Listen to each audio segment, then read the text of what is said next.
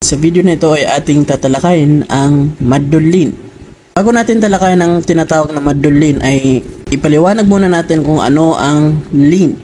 Ang lin po ay iyon yung ya at waw kapag ang nasundan nito ay letra na fatha. Letra na nakafatha. Tulad niyan. Iyon yung kha. Nakafatha. So yan po ay lin. Ibig sabihin wala pong mad dyan.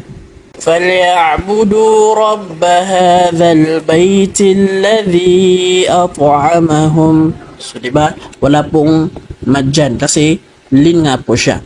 Pero kapag hihinto ka dyan at magiging sukun nito o yung tinatawag na arid lis-sukun, magiging sukun dahil sa paghinto ay magiging mad po yung lin na yan.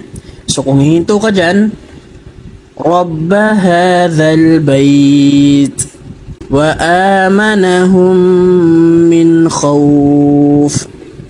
So meron pong mad sa lin kapag hihinto ka dyan. Okay? At ang haraka ng maddul-lin ay meron pong dalawa. هَذَا الْبَيْتِ. Pwede ring apat. هَذَا الْبَيْتِ. Pwede rin namang anim. هَذَا الْبَيْتِ. Nandito na lamang po. Assalamualaikum warahmatullahi wabarakatuh.